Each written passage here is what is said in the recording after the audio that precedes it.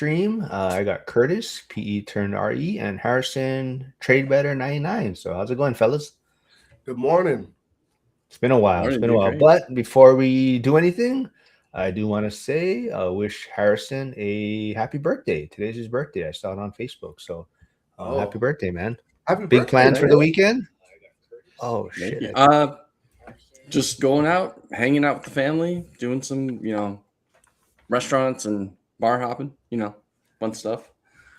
Nice. Well, Do I you thought, do you take the baby? Do you just huff it around? Yeah, we have the great part about Virginia is that we have a ton of breweries that like have sprawling farmland, so that's what we're going to be doing today. So it'll be Oh, fun. Yeah, like a lot of fun kids activities. So that's really fun. all right. So one of you can lead the discussion real quick. I accidentally erased the live stream on Instagram. So I'm going to try to set that up real quick. But Oops. oh. Curtis, it's been a while. So anything you want to talk about specifically or? No. I wanted to hear what Harrison was up to. I know you're kind of changing markets from what it sounds like based on school. Yeah, so it's been weird. So I've been going back to Akron, Ohio, my original market, and I've been really having a lot more issues just kind of locking down kind of like a decent price. I last year was a lot of people overbuying, over purchasing, and I'm saying, "Hey, I will gladly bail you out here. You just need to either give me my price or my terms." A lot of people are underwater on term, or so they can't give me terms. So it's like, okay, I'm giving you this price, saving you from bankruptcy. They will go straight into bankruptcy. They don't care. It's like Mm. I don't know if there was some sort of advantage of doing that or just taking the haircut. So Okay. yeah, but I'm still looking in Pittsburgh too. It's just also dealing with them. It's more because it's a better market right now. Is that a lot of people I talk to? I'm like, hey, what about this? What do you think? It's more of this is my price or go away or like Mm. I'm taking my ball going home. It's like it's like there's no winning anywhere. And I mean, we're also looking at maybe moving, like because this house is, we've had put our 2-3 years here. So it's like, okay, let's kind of like what you did for your place. It's like we're kind of following your method right now. So that's more what we're really trying to plan for like how to get our next place. And we're just kind of throwing everything up in the air right now. Okay. Yeah, and I Yeah. think there might be some people that don't know initially your story. So, like, why Akron? Were you from Yeah. there So or? I'm not from there, but so my grandparents are grandfathers from Cleveland, grew up there, so have family, in Cleveland, uh, Worcester, Medina, have lived over there, and Akron, and so I've been up there a lot as a kid, enough to know that okay, it's a mature market. And a friend of mine who actually has started commenting on Mark's channel, Mozilla, actually helped me find my realtor and everything, kind of made it, found the perfect deal for me. So it was one of those fixer upper, put it on, and within the last year, it's already gone up. I mean, I'm going to year 3. Value's gone up 30,000, which is impossible for these, kind of markets. So Yeah, because I mean, in that area, that must be a huge jump because houses are only like oh yeah, $5. exactly. Yeah. So it's like 5 to 35. 5. So it's like I'm like, oh wow. So yeah. But I mean Yes. it's one of those anomalies, but it's one of those where now because the market's kind of sinking back down, I'm trying to not catch a falling knife for properties that are in absolute disrepair. But I'm also trying to say I can bail you out here. It's like I have, I've been saving, I've been looking, but we need to meet somewhere here. So Hmm. And that's have you that's been kind of where I'm managing going now. them on your own? Oh no, so I did 4 months of that, 3 months of that, and I realized I'm not. I'm one of those like I care too much. It's like let's make it work out. So I was just like, and then also the 4 a.m. Hey, my heat went out, and it's March in Ohio, and we need to get this done. Mhm.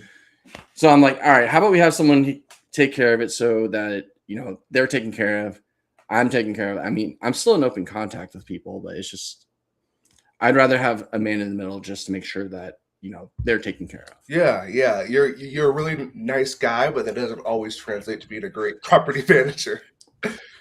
Exactly. And I understand that about myself already. So I'm like, you know what? Let's just have someone who can be a little bit more hard nosed than I am. So So sorry. I guess I screwed up the Instagram one. I double clicked it on accident, so we're not streaming, but that's fine.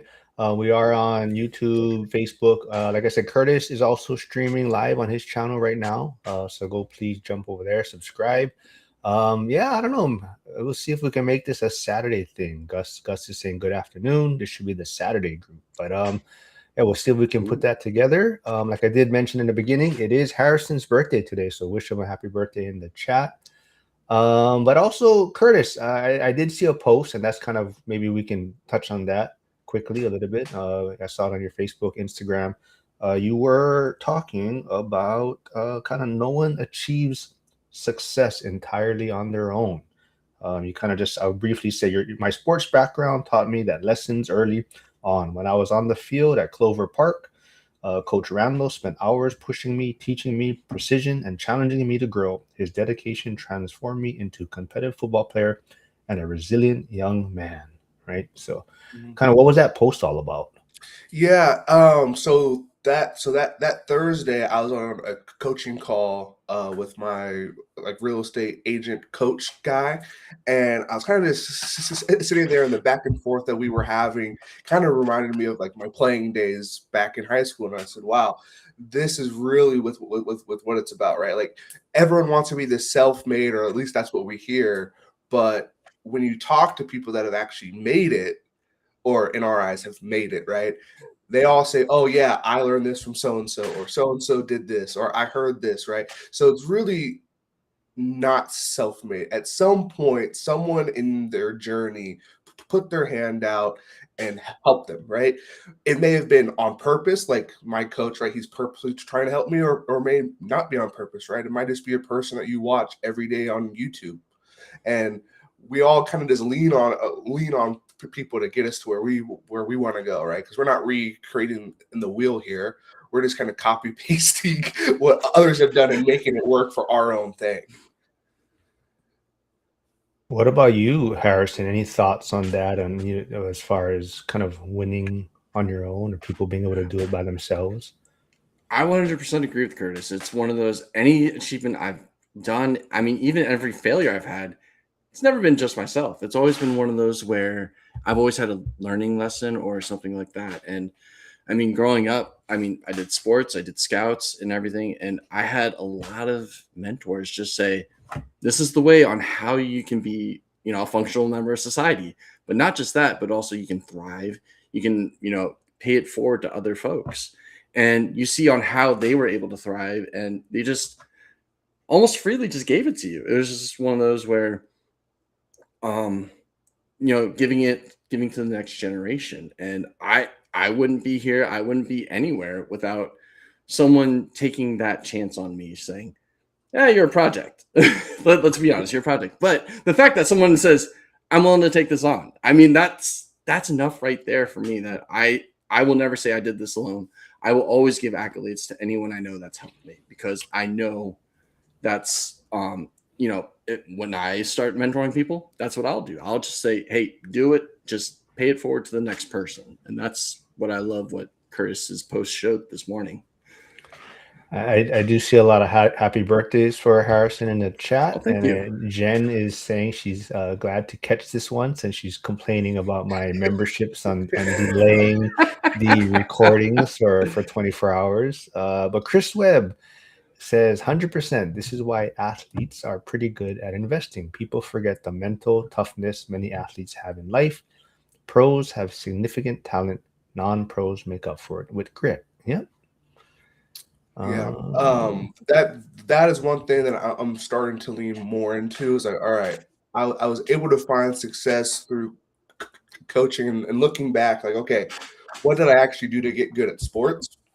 Well, I had my primary coach, right? And then my mom was great enough to find me an outside coach too. So I was getting coached from all day, right?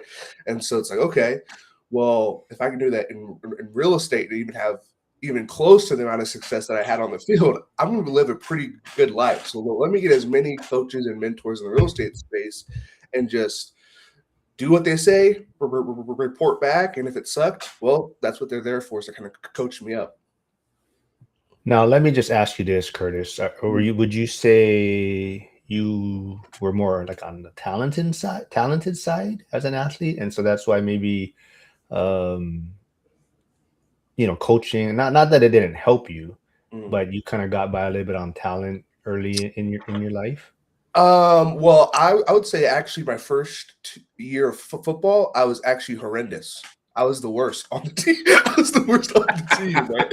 And so I'm glad there's no like film of that first year, because it was really bad. But I think one thing that I have to acknowledge is that part of me being good was also my physical abilities, right? Like I was just gifted with long arms, right? And so that's one thing that I didn't really have any control over, but it just kind of happened. And so, but I think that can also translate to like the real estate world is someone's gifted at something. And so are you going to lean into it, or are you going to try to be like well balanced? Or, like I think if you're a balanced person or balanced player, you're not really playing to your strengths, which is probably a problem, right? So find whatever your advantage is in real estate. For me, like in sports, I was just long, so it worked out well, right? And so, but in real estate, I'm good with people and I'm good with math. That works. I'm terrible at construction. like I'm learning it so that I have an understanding, but I'm never going to be the one that's doing it, right? And so I think people can kind of do that for their own world too. One thing I want to add to that, that's natural. Go ahead. Oh yeah, that's something that's very natural from Curtis. Especially when I met you in Vegas last year, you're very coachable. You listen. That's something that's very natural for you. A lot of people, that's very hard. And so I felt like that was probably one of your biggest superpowers that you had. And that's why you've been able to really succeed probably at a more rapid rate at a younger age. And so that was something I was really excited when I got to know you. It's like, oh, you're going big. And so, oh, come on. I really think that's something that you really, I'm giving you accolades. But it's just, it's one of those things. AI knew he had long arms because that AI that you made of the thumbnail. I know, it's just like way over there.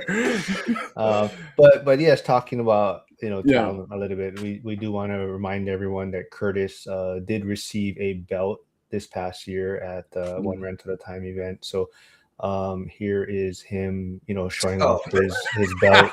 His Crocs that he did have at the event. But yeah, I mean, like I said, people do acknowledge, you said your talent. You said working with people and communicating, right? So, but yeah, I definitely think, like back to Chris Webb's point, I think athletes and I kind of always talk about even like first responders. It's just a different mentality and trying to push through things. And, I'm sure like for you, Curtis, I'm sure you guys had practices where it just like you felt that you're going to vomit, and it's just pushing through that mental toughness side of things. And that's, as like they talk about, the first 5 years of suck, right? Even investing. And I know you are always questioning kind of this journey sometimes that, Dion talks about 10 years, his cash flow was this, and you're looking at yours like, I'm like at year 5 already, and mine is not at the same trajectory, right? So yeah, I think I'm not a first responder, but in talking with y'all, it's kind of like the same with the athletes. Like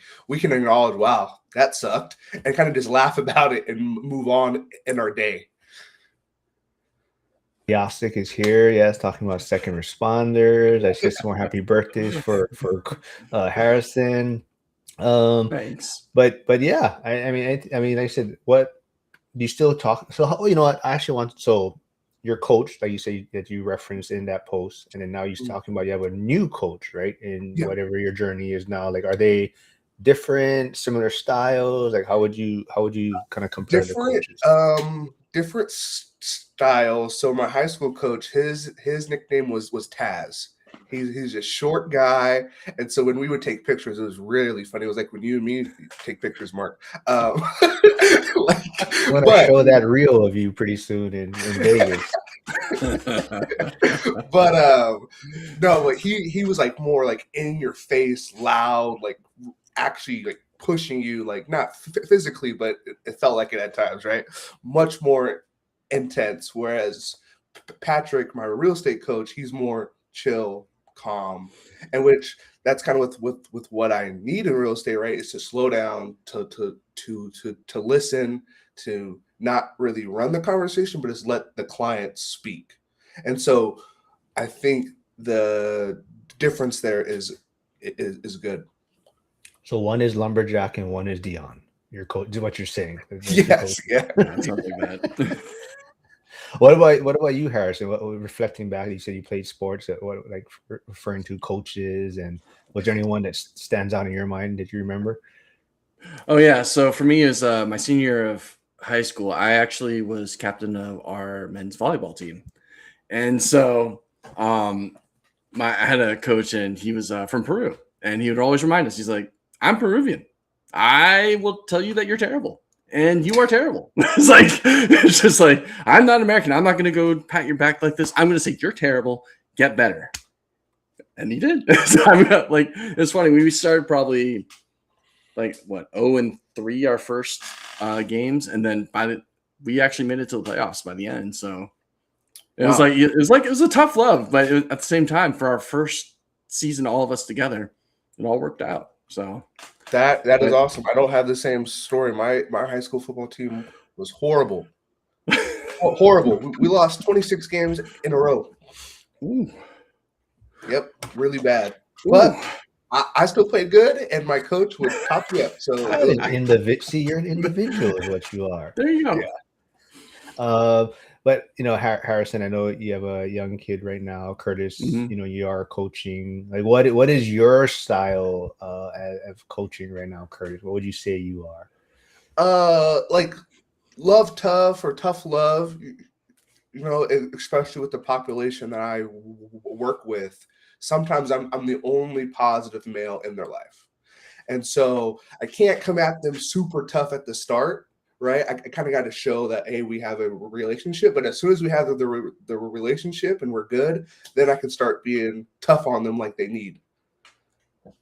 And then Harrison, I'm not sure about you. Do you have any plans? Probably is coaching for your kid. If they do play any sports, do you want to be part of that? Yeah, that's definitely going to be a thing. So she's already in the 99th percentile in height, so it's one of those things is like, yep, she's doing volleyball and maybe basketball. Like, see if that's still a thing. But yeah, no, I mean, I just want to. Someone's gonna say it quick. They're gonna say they're taller than me already. I'm gonna see it in the chat soon, or Curtis is gonna say it. But I'll beat you folks to it. But sorry, go ahead, man. What kind of coach would you be? Yeah.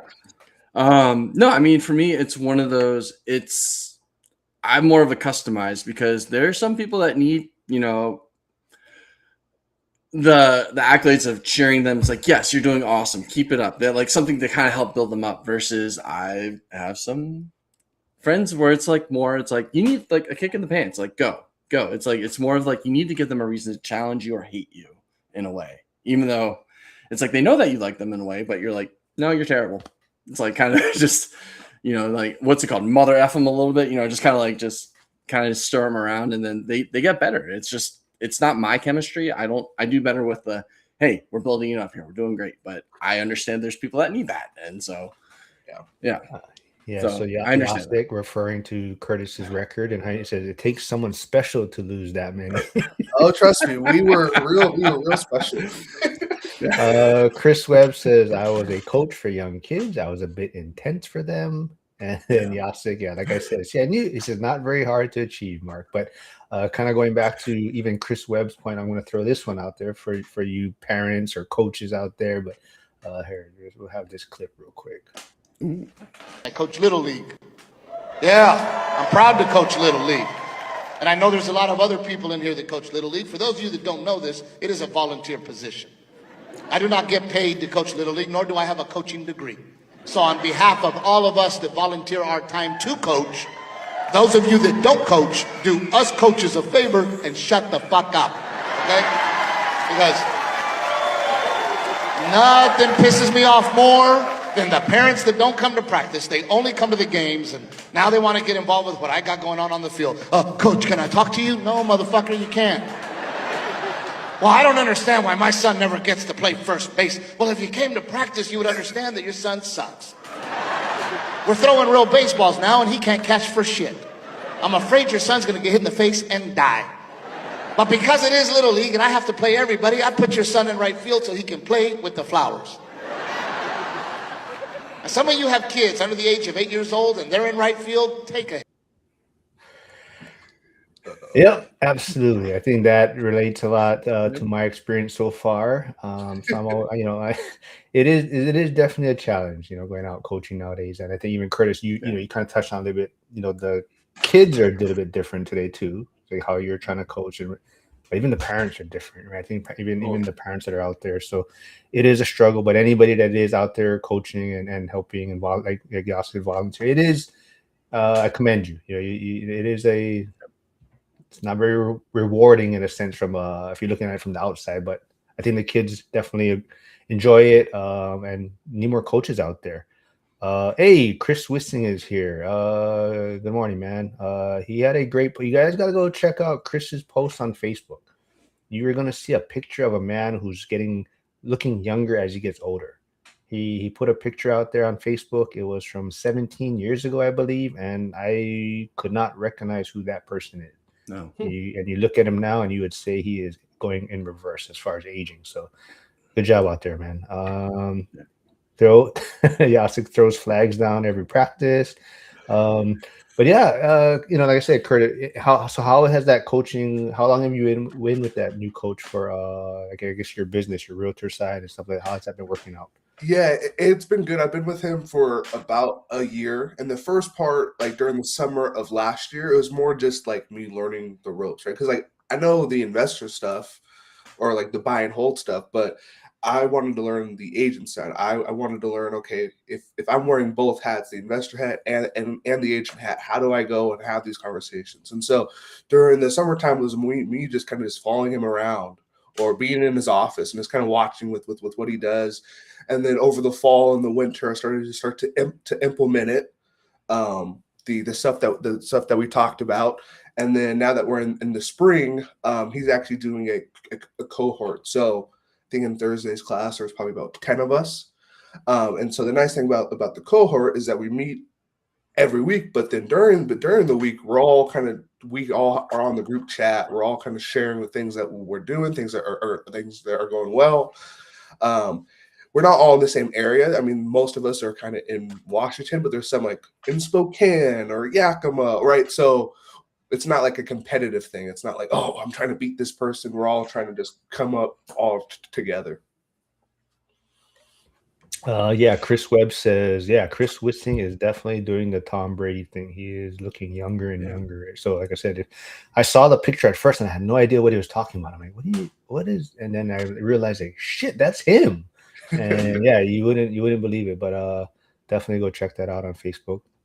I don't know what direction you guys want to go. We're just catching up with things. You got any specific stuff you guys want to talk about? If not, I got some more clips we can go over and react to and break down. But I'm curious for Harrison, how are you managing work and the new baby and market? Like, how are you managing? And I know you do some stock stuff. Yeah, basically what it is that I work in the morning, finish up, spend time with the family, and then usually from the baby goes to bed around 11. So I'm usually from 11 till about 2:30. I'm studying the markets and everything. Oh yeah. Yeah, this girl is a party animal. It's one of those, she has her nap at 11 a.m. And then she's like out for maybe an hour and a half, then she's up the rest of the day. She's like, let's just hang out, let's go. It's like, do you understand other kids go to bed earlier here? It's like, she's just like, nope. She's like, but she's really sweet about it. So I can't be angry about it. But but it's during that time, it's like, I always have listen to my Lives with Mark during work. That's how I kind of keep the day going. Then I throughout the day, I kind of catch up on channels. It's like whenever you post something, Curtis, or if anyone's posting anything, try and stay on top of that. And then evening is usually AI, stock markets, kind of seeing what, how overall markets are doing. So, because the way I look at everything is I look everything through logistics. And so it's like, okay, well, what kind of market's being affected here? And then that's kind of how I look at my stocks or look at how maybe other housing markets are looking at right now. So, because especially watching you in Washington. Go ahead. Oh yeah. So what did you think of the stock versus real estate debate? I loved it. It's one of those where I would say for someone like me who doesn't have the time, real estate makes sense for the long term, especially since it's like, my family wants me to be around them, which is excellent. But it's just that's time I don't have to put in the stocks. And so it's a good problem to have. But it's one of those where I'm also saying there's I don't know if you guys follow Dumb Money Live. It's Chris Camillo, Dave, and Jordan. He turned 20,000 into 80 million. It's one of those where, and that's just following Google Trends, following Twitter, now TikTok. I mean, just very usable items here that you can do. And I mean, it's one of those, I more than doubled my investment in Intel because I was just like, oh, the writing's on the wall here. And everyone thought I was out to lunch because they thought Intel was a dead product. I mean, but at the end of the day, I agree with Matt more. It's just for my time, my sanity, and the tax advantages, I'm going to go real estate. I'm not as good as real estate. I mean, like I was that kid in right field in baseball. So I understand. Like, I related with that a little too well. I could hit well, but I couldn't field for my life. And shout out to my parents who came to the games anyway. So it was, but it's one of those is that I'm learning real estate. That's why I'm so involved, or at least on the YouTube side, just listening to everybody. So, well, so much directions to go to from that. But first, let's go to, so Yasik does say kids are the same. It's the parents trying to be best friends with their kid instead of parents. Yep. Jen is saying can't be angry now, too early. Wait until she's 18, then you can get angry. Yep. But yeah, I think definitely, to your point, right? I mean, and even Dion, well, not so much Matt maybe, but Dion a little bit more is figure out what asset class just works best for you, right? And he's and even like earlier I went live with Coach Nick for Bitcoin. He never talks really bad about real estate. He's just saying for where he's at right now, right? Bitcoin is his preferred asset class. So it's kind of, you just got to figure out what works best for you. And, like Dion also was saying that, for where, he was at 40 something already, right? So the compounding of stocks probably wouldn't have benefited him as much, right? So that's why he had to jump into real estate where he could leverage it. And then, maybe it's a little bit more work, but in 10 years, it got him to his goal quicker than something like where stocks would have done in that 10 years. But if you're 20 and you're going to say, I'm going to retire at 60, 40 years of compounding, then stocks may be the easier way for you to go with less on your plate, right? So it just got to fit your lifestyle. And to Hyder's point, is investing is incredibly personal. Invest accordingly. Yeah. Right. Yeah. And it's not always math, right? Like a lot of what you guys were saying there was a little bit of math, but it wasn't the main point. Right. Curtis, you sent me this clip. I don't know if that's what you want. I did. So people didn't know. I've been sharing a lot of clips that we've been breaking down, but I have to remove the background noise. So far I haven't been flagged for anything. But the first time I was doing stuff with Emily and we were playing some other clips, the background noise I think got my videos flagged for demonetization or whatever you want to call it. But I think this is the one you sent me, Curtis. So hold on. Maybe I didn't even listen to the whole thing, but here. Look, $1 million is not any money. Like, I mean, $1 million is no money. Okay, I'm just telling you, one emergency, one car wreck, one cancer treatment, one political event, another inflation's going to steal the money. First of all, people have to understand, man, it takes a lot of money to have any freedom. A lot of money, tremendous amounts of money. And the fact that anybody watching this right now, you're like, oh my God, this guy thinks $1 million is no money. I am telling you it is no money. Or like, why do you think I'm telling you that? Because it's fucking no money. The only people think $1 million. So Or Harrison, I saw you nodding along there. Were you agreeing with him? Yeah, I actually agree. It's one of those where I was thinking when people were saying, "Oh, the first $10,000," and then now it's $100,000. Now I think we're at that kind of. It's like you need $1,000,000, like just to prepare for any sort of horrifying event. I mean, especially now with people being sicker than ever, coverages are like insurance is not covering what it used to anymore. So I mean, imagine a property going out. It's like, well, I'm out of pocket on this in certain ways. So it's hard for me to say this, but I don't disagree. It's one of those where I think $1,000,000 is kind of the new standard. what caught your attention with that, Curtis, that you sent it to me? Yeah. As I had a lot of mixed emotions while I was listening to it, right? Because if you would have told me when I started at 24 that $1 million was nothing, I would have just laughed in your face. I'm like, what are you talking about? like what do you mean it's not a lot of money? Like most people in my life don't even have a fraction of that. I had somebody reach out to me and saying, hey, when my mom dies, I'm going to inherit this amount. It's the only amount I'm going to have for retirement. And I said, wow, one, that's kind of sad. But two, that's not a lot of money. And so it was really tough for me to watch that because there are elements of truth, right? $1 million for most people is life changing, but it's still not enough. Because most people, I think if they got that, I don't even know if they would know what to do with it, right? That's why I got the phone call saying, hey, my mom's going to pass this thing out. I don't know what to do with it, right? And so I think how does the normal person watch that? I think the normal person watches that clip and thinks Grant is crazy. But when you get into the circles with us and the people that are ahead of us, you start to understand it's really not that much, right? It's more about what's the income that comes from that. And I think one of his lines in the clip was like, if you had no income. I think if you have $1 million and have income, then you're fine. Hold on, I'm going to take care of something real fast so you guys can lead this real quick. All right.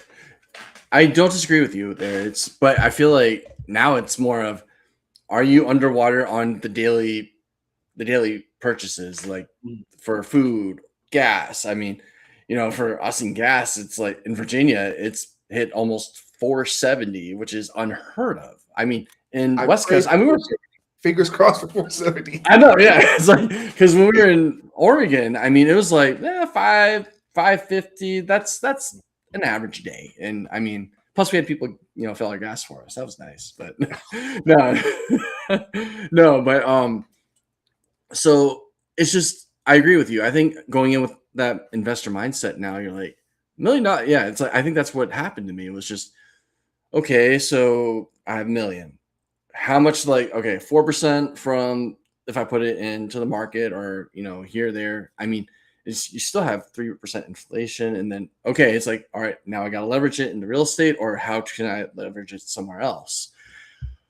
You're exactly right, and it's one of those where I'm also talking to other people. It's like, hey, I don't have that kind of money, and I don't know if you've seen this, but there's a lot of people our age that are now becoming what's called waiters and waiting for their parents to die so that they can inherit the money and live. That is the most diabolical thing I've ever heard in my life, but it's out there. I don't know. It's just it's a new world. I got that call, and I didn't want to think that's what this person was doing, right. But they were making plans as if the person's on their way out. So I was like, all right, well, I'll still have the conversation with you. But I think $1 million is a life-changing amount. And I think to pretend like it's not would be kind of disingenuous.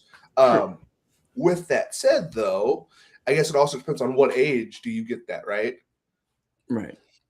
Because if you're older and you're like, well, I don't have that many years left. Okay, well, you could spend a lot more than the 4% rule. Or if you're on the younger side, well, if you only have that $1 million, well, now I can see why that's a problem. But Right.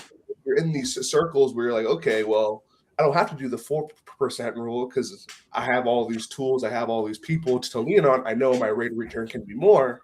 Well, okay, then you're fine, right? And I think Yeah. Yasik had brought up that most people don't have an income or net worth problem, but rather a spending one. Right.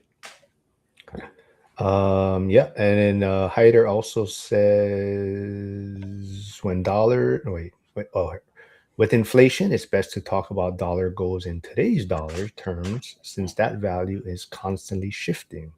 Right. And then Gus agrees with Yasik, spot on. And Chris Webb is a bot trolling me. He says 1 million is what the Gary Bears should pay for the new stadium. Chump change. But yeah, I think that's a big discussion right now, right? And I think that can even relate to there's timelines like when you're getting that $1 million, like are you how many years do you expect to live? But I think that's the one thing, and that's why maybe a lot of us kind of lean towards real estate slightly because it's a cash flow play, and you can kind of determine what that number is going to be monthly, yearly, or whatever you want to say, instead of a net worth or and it's like you're saying, Kurt, a lot of people may not know what to do with that 1 million. How long would it last? So I think it goes kind of back even to like Cody Davis when they spoke in Vegas, right, to a lot of the teenagers. And they were asking these people, these kids, like, what's your goals or what's your vision? And they were like, I need this many millions of dollars or whatever, right? And then Cody's like, okay, well, let's break it down and see how much that actually breaks down to and what the amount's going to be. And when they start breaking it down, they're like, wow, like, my lifestyle is only going to be 5K or whatever a month. But my goal is to be making, that my number breaks down to like 50K. Like, do I really need that much, right? So if you break it down into like a smaller number, so even like $1 million, you're saying, and some people have that as a big amount in their head, which it is.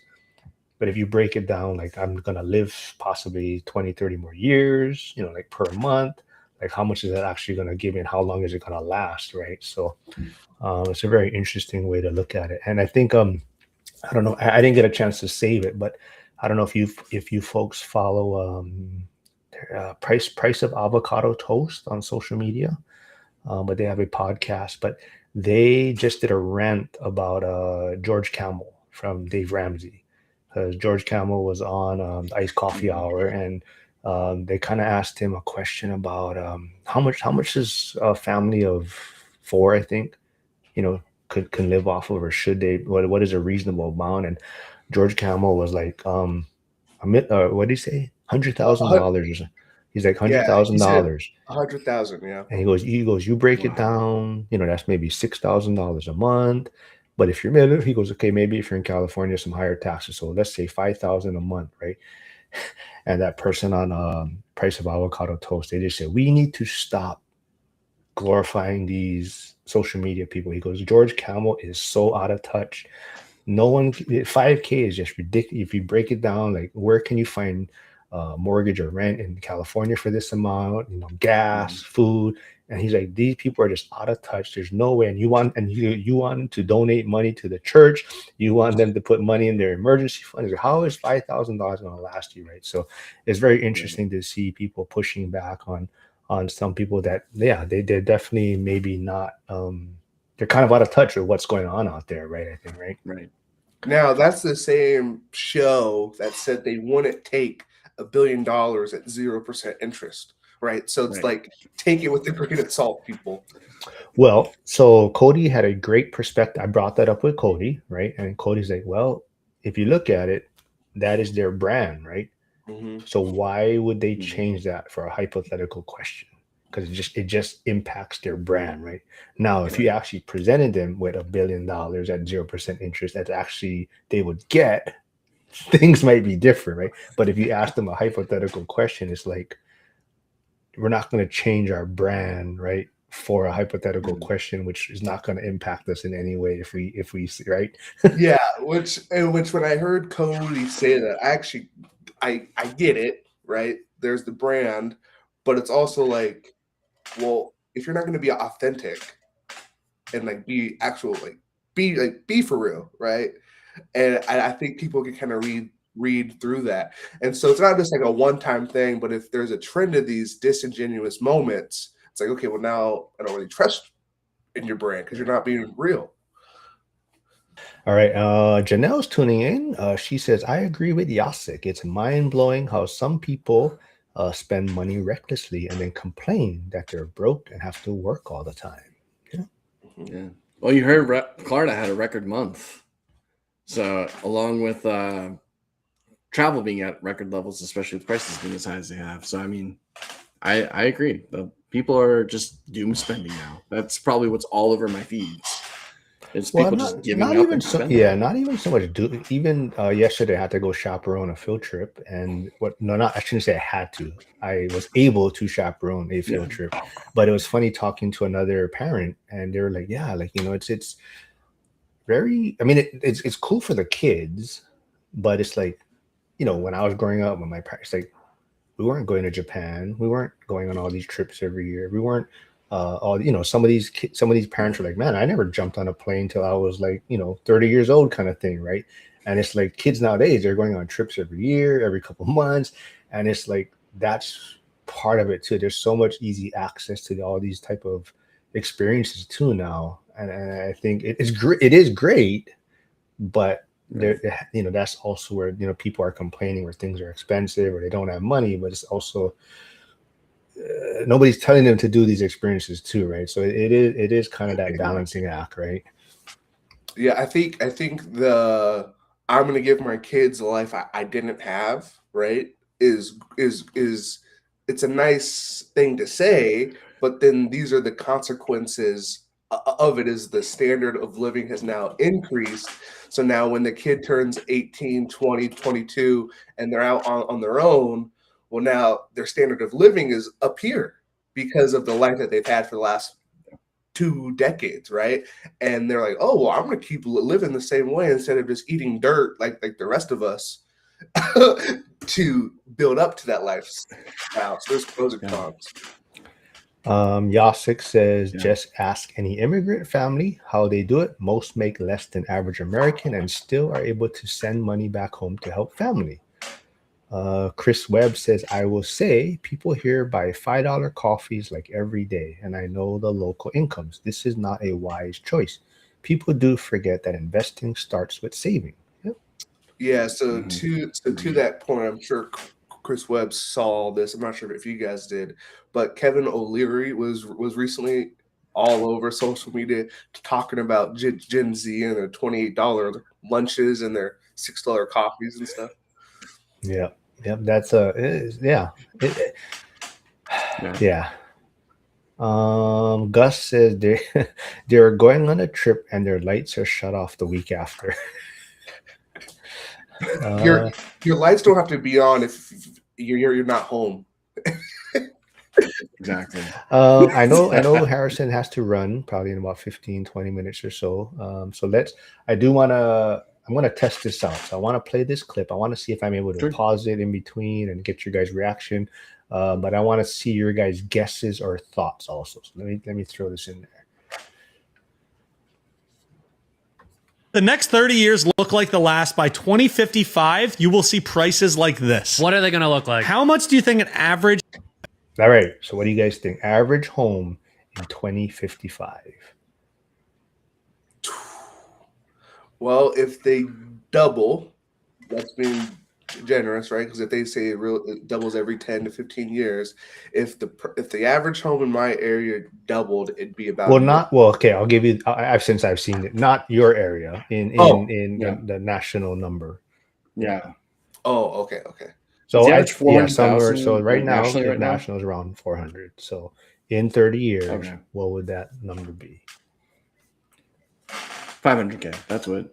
Dang. Chris Webb, come on! I thought you're some econ dude. Okay, Gus is saying $1 million. Okay, so before maybe you guys can change your answers, but right now roughly the median or national is 400K, I believe, somewhere in that area.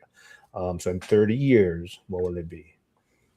Curtis, you got it. Come on, man. I'm going 850. No, go both of you. Whatever. Yeah, I'm going 850. That's kind of. I don't think we're gonna have another explosion like we did like during the pandemic, but I think it will grow. So All right, I'll price this right. You can go 849. No, I'm joking. No. I was thinking it was gonna double, so probably like that 800 range. Okay. Because I can't see Gary, Indiana, and places like that, being astronomical. no. Okay. Well, let's see what they say. I think we're going to creep into the millions. Millions. Yeah, I'm going to say like $1.4 million. So the average price now is what? Around $500,000? yeah, because you're talking all across the country. Yeah, $400,000 maybe. In New Jersey, it's like $600,000. Minimum. The price of an average home in 2055 would be $1.6 million. That was a phenomenal guess by me. Okay, so 1.6. You guys are halfway there. Way off. Yeah, Gus was the closest. Yasik came Yeah. in a little bit over $1 million. So because he's Jersey, they even mentioned Jersey in their comments. Yeah. Okay, so now I think they're saying the average car in 30 years. What do you think? Mark, I have to be honest. I don't even know what a car costs. I don't even know. I buy all mine cash on the side of the road, so I don't even know what a new car would go for. Wait a minute. That's Chris. mm. Okay, wait. So Chris Okay. Webb says, why 500? If prices rise, people rush to supply the new products at higher prices, then the prices drop. The law of Right. supply being about competition. YouTube people don't know economics beyond stage one. I'm with Chris on this. This is like the numbers didn't make sense. It's like how the heck did you have 1.6? I mean, wage inflation's not going to even be that high. It's People rush. yeah. I like. I'm sticking with 850 here. comment. Yeah. Yeah, I like the comment. There will be no cars. Yeah, that's All right. kind of where I'm at. I think Okay, a lot wait. of Let me. taxes I think they mentioned the average price right now. Hold on.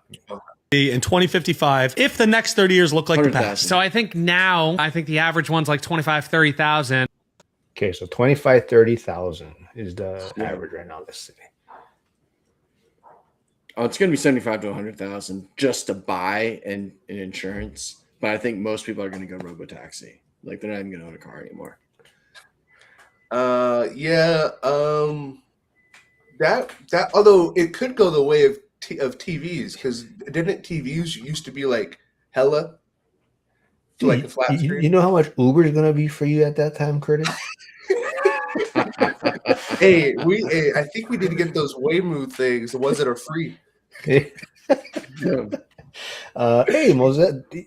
So that's your friend, Harrison Mozilla? Didn't you Yeah, mention- Mozilla. Yeah. Oh, Yeah, he's okay. my friend. How do you know Yeah. who that is?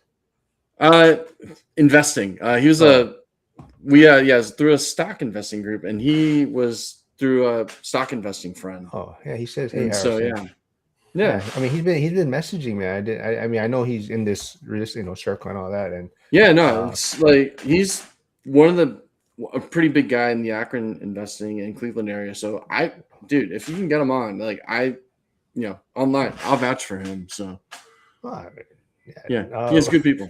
Oh, So- so let's, I know. let's see what Yeah. see what it says. Triple it. Why not? Let's go like 80,000. Okay, it would be $128,000. I don't know. That's more than a 6-digit salary. Yes, it doesn't make any sense. How much would average rent be in 2055? Average rent. But let's see some of the comments. What you guys think about that? Let's see. Gus is saying 1.6 million in 30 years. I'm gonna be 70, rich as fuck. Yeah, you can have somebody drive exactly. your boat at that time since you don't know how to drive it or captain it.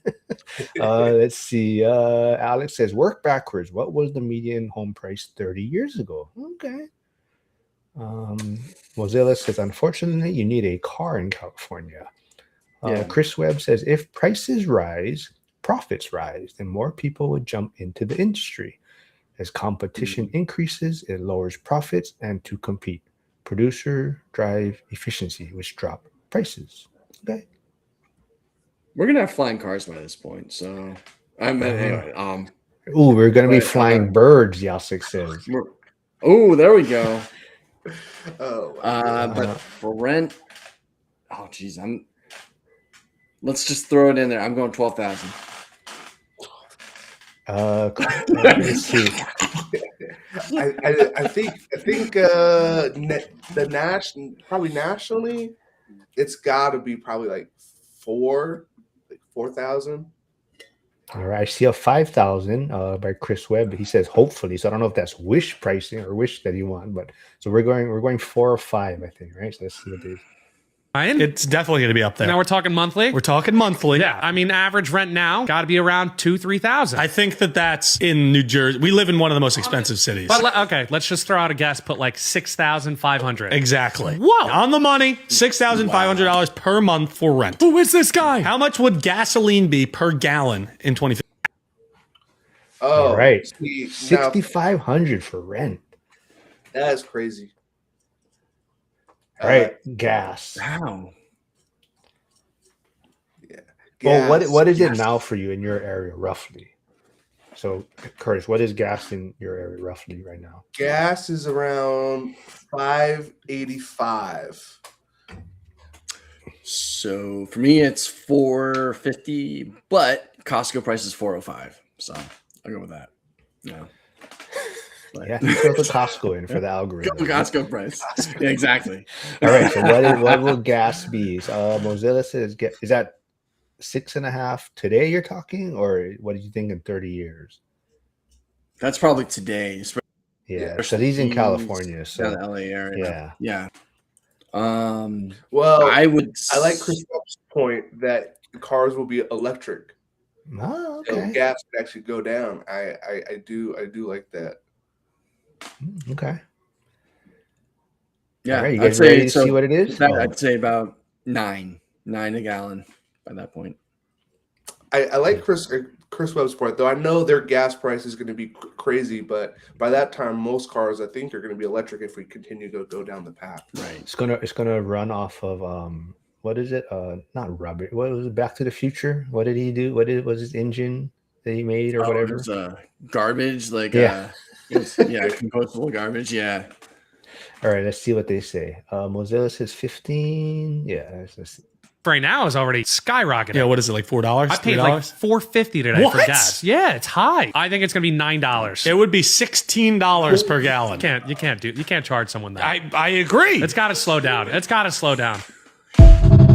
All right, that was fun. But yeah, I see $7 from James Hillis. But yeah, Curtis. I mean, Harrison, I don't want to take too much of your birthday, so No, you you're said fine. everyone wish Harrison a happy birthday today.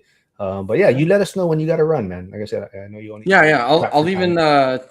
I'll leave at 2:30, so I'll leave in 7 minutes. So All right, so flux capacitor, Chris Webb said. Yeah, anything else you guys want to wrap it up with, or you want me to just throw another clip in there? What do you guys want to do? Well, I have some news. It's not confirmed yet, but I'm traveling east in June. My dad, he's getting married, and then my mom's side, we're going on a cruise. But while I'm traveling, I'm actually going to be checking out a new market in Jacksonville, and so my dad's doing some work there. So he said, "Hey, while you're on the East Coast, go and see some properties and let me know with what you think." And so, new market, kind of a new strategy too, because he's more on the flipping side. And so I'm excited to go down that path and see what that entails, because it's very different from Washington. I was looking at some of the prices, doing some research now, and I said, "Oh, wow, you can buy this place for 40 grand now." It's a fixer, right? But still, a fixer here could be 400. I see. Hey, Jack is tuning in. If people haven't heard, I mean, I don't think it's official yet, but Jack is still planning around September 18th will be the in-person meetup in Pittsburgh. I think so. So Jacksonville or somewhere east, and then Jacksonville. But Yeah, so I'm going to Maryland for the wedding. I will be there for a couple days, and then I'm gonna fly down to Jacksonville. Be there for a couple days. My uncle that actually played for the Bears lives in Jacksonville, so I think the plan is for me to stay at his house while I see the market before going on the cruise. And that's why you're a Bears fan, right? Because you have family ties there. You should meet up. You should connect with Steve White. He's in Jacksonville. Oh, Yeah, so okay. he's in the school community. We call, yeah, I better not say it. No, because there's a bunch of Stevens in the school community, so they all kind of have their own name, Steven. But anyways, Gus says, "Welcome to the East Coast. It's more affordable here." Yeah. Yeah. Oh, Florida. Check the watch out insurance for though. flying Jacksonville can be alligators. tough. Yeah. Yeah. Well, he said it's very competitive, so that's Right. that's actually kind of why he's looking at Pittsburgh, because Right. it's almost so competitive in Jacksonville. Is Right. why he's looking towards Pittsburgh. Yeah, I don't know anything else. You want me to throw in a clip? What do you guys want? Anything else you can wrap it up with, or? Are you going to the event in Pittsburgh, guys? So my plan, and like I said, nothing is confirmed yet. My plan is I am gonna probably try hit the Bears Panthers game in Charlotte, September 13th. So that kicks off the NFL Week 1. So the Bears and Panthers are playing on the 13th. Why would you go to that game, man? That's terrible. It's a terrible matchup. Dude, well, we need to thank the Panthers for the pick that gave us Caleb Williams. Okay. So that all ties, but it is the Week 1 for them. And since my son's family, my son's mom's family is in North Carolina, I'm trying to figure out logistics. If I take him, will she bring him? I don't know, but I'm trying to figure it out. And then I might go to Pittsburgh from there. But then I'll probably meet up with Val too, because Val usually goes to the Charlotte games. So I'll probably go meet up with Val for the Panthers game and stuff. But we'll see. But that's the plan as of right now. Yeah. But let's see. I'll be up there. Says, where? Oh, in Pittsburgh. Yeah, in Pittsburgh. Yeah. So little one's finally old enough. So. We should live stream. Okay, all right, yeah, Webb. We can do that. We can do a live stream when the Bears are kicking the Panthers' ass. I don't know. I think that's a Sunday. Oh, you too. You're a Panthers fan too. Yeah. Patriots fan. Yeah. Yeah. So, bunch of losers. Yeah, it's October 9th. Cream puff schedule you guys had last year. Let's see. First. All right, let's see. Let me throw one. Let's see what I have saved in my clips here. Real quick then. Let's dig into. Let's dig into this one real fast. $6 million, and I couldn't save my dad's life. He gave me this piece of paper, and it says cancer. And I said to him, I got the money. We'll do whatever it takes to save you. I took my dad to go get chemo. Every time we go to chemo, they had to find a vein in his body to plug it in. When he got into the hundreds, low hundreds, there was no more vein left. And every time they had to go find a vein, it just agony for him. It was our home, at my mom's house, and the hospital says, you should get all your brother, sister, your dad's probably going to leave tonight. Everybody was there, and my dad is getting late at night, and he's still alive. And I said to him, you done a lot for us already. Wasn't for you, I wouldn't be here. I wouldn't have a lot of money. And I know you're thinking and worrying who's going to take care of mom and the siblings. And I want you to know, I got you covered. I was holding his hand, and then he passed away. He just needed to hear it. All right. Anybody want to have a first comment on that? That one always hits hard. It's it's just going through chemo and everything. It was like, I chose to have a port put in here, just so because I was told it'd obliterate my veins that way. So, I was glad I went that route because, it's like I've had those conversations with both sides of the family of, hey, we're here because of you guys, and so if anything happens, other ones taken care of, Asian household. So parents are moving in anyway. So, but it's just to that. So you said you had your own health scare, and you're battling that. You said everyone wish Harrison happy birthday, right? Today's his birthday. But you also have a young child. So I think, even for myself, before I had my son, the thought process was always a little bit different. And some of these clips didn't hit me the same way that they do now. And even for you, Curtis, you're still a lot younger than us, and you don't have any kids yet that you know of, that you. But I'm saying I'm sure this still impacts you, but it definitely hits a little different, once you start having kids and stuff. But as for you, how does that clip impact you right now? Yeah. That one. Every time I see it, just gives me chills.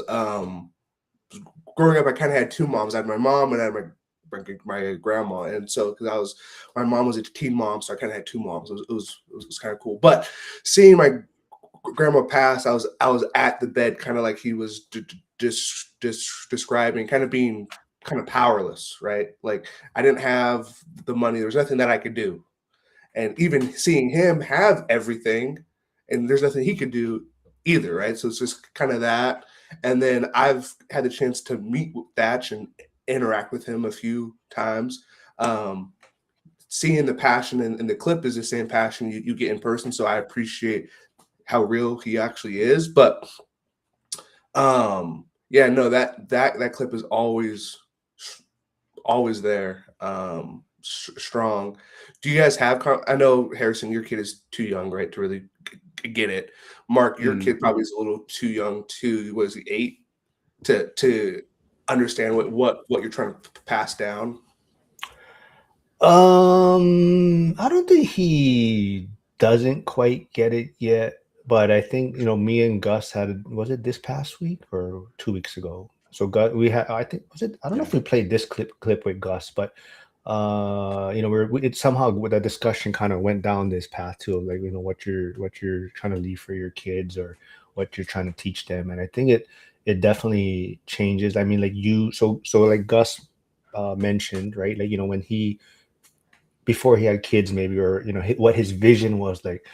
I'm gonna kick them out at 18, and you're on your own, and you're gonna figure it out in life. And then because that's how how he was raised, right? And then things started changing, and he started looking at things where, not that he wants to make it easy, but he wants to put them on his shoulders so they can even strive further and farther, right? And then so that they can provide even more for their family down the road.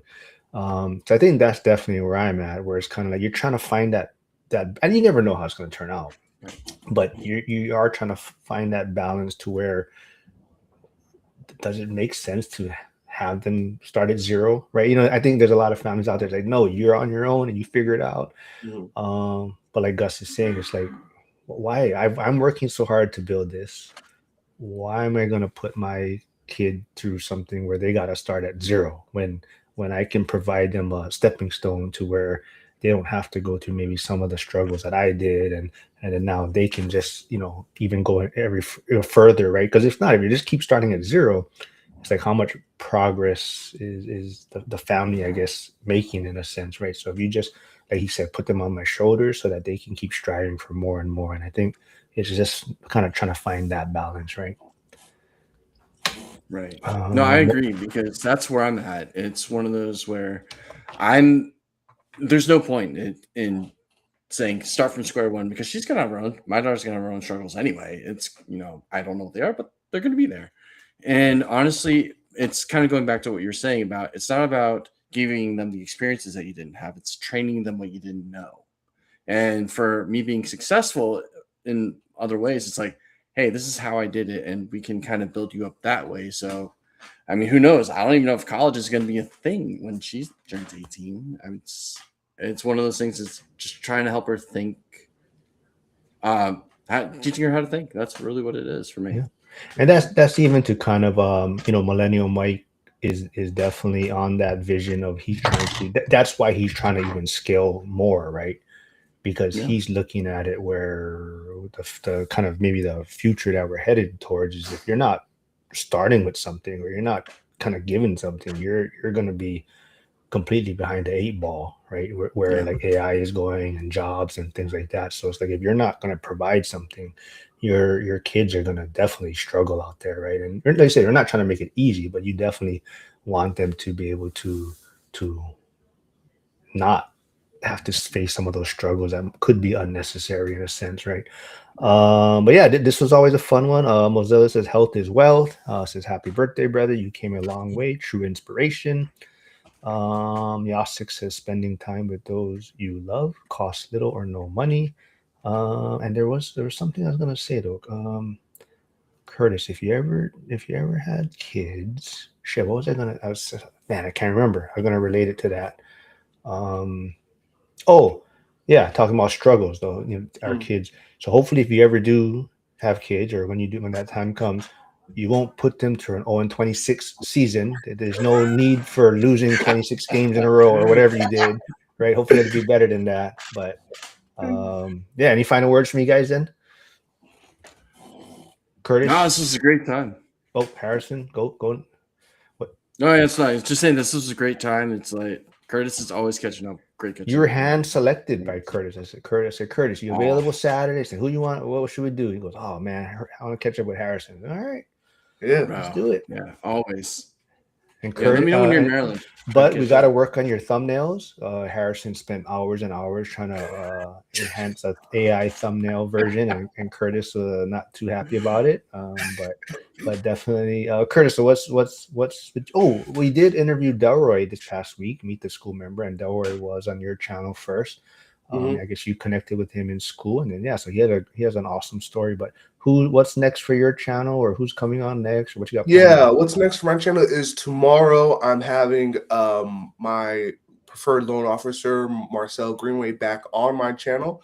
We had talked about the Covenant Homeownership Program, which gives people of color up to $150,000 for a down payment here in Washington State.